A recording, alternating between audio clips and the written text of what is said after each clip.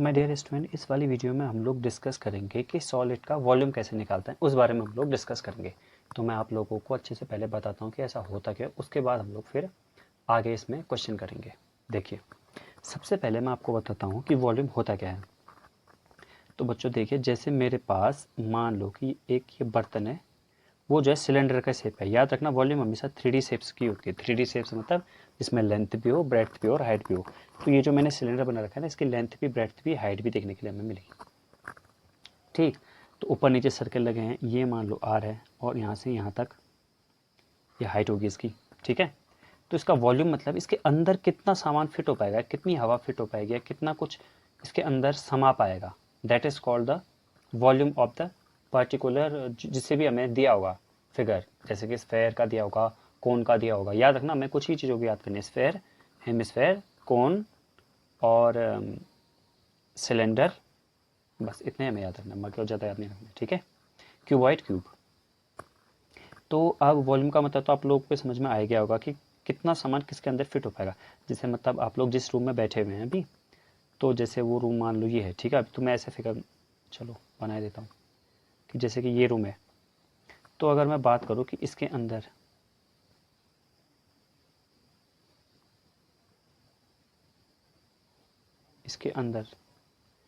इसके अंदर कितनी हवा फिट हो पाएगी, कितना धुआं फिट हो पाएगा, that is called the volume of the figure.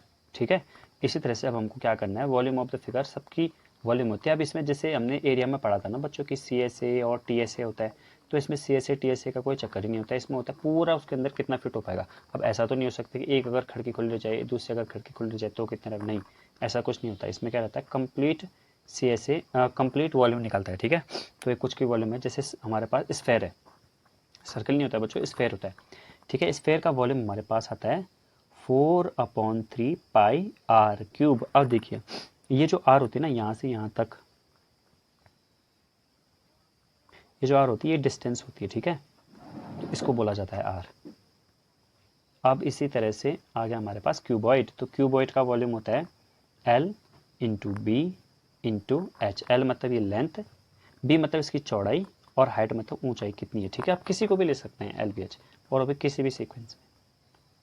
अब ये क्या आ गया हमारे पास, क्यूब आ गया। तो इसका वॉल्यूम होता है A क्यूब, A यानी कि साइड, साइड का क्यूब, क्योंकि इसकी LBH इक्वल होती है ना बच्चों तीनों, इसलिए आए। ठीक है, और ये आ गया हमारे पास कोन। तो कोन के अंदर ये पूरा कितना फिट हो पाएगा, that is called the volume of the cone. तो वॉल्यूम ऑफ द कोन कितनी होती है, तो वॉल्यूम ऑफ द कोन निकलती है 1/3 पाई आर स्क्वायर एच। अब मैं आपको एक एक करके सब चीज़ बताता हूँ। आर है इसकी ये, ठीक है, एच हो गया इसकी हाइट, और ये क्या है, ये बच्चों हमने पढ़ा था सरफेस एरिया वॉल्यूम में एल है, बट यहाँ पर एल का कोई यूज़ है नहीं। ठीक है, तो इतना हो गया। अब मैं बात करता हूँ एक नेक्स्ट वाले फिगर की, जो फिगर मुझे मिला नहीं, मैं यहाँ पर बना देता हूँ आप लोग के लिए। जैसे मान लीजिए हमारे पास सिलेंड्रिकल शेप का हो गया। ठीक है, तो इसका वॉल्यूम कितना निकलेगा, इसका वॉल्यूम निकलेगा हमारा पाई आर स्क्वायर एच। आर यहाँ से यहाँ तक, एच ये हाइट। ठीक है, हाइट ये भी हो सकती है, ये भी कितनी भी हाइट हो सकती है। ठीक है, और सब हाइट एक ही जैसे होंगे।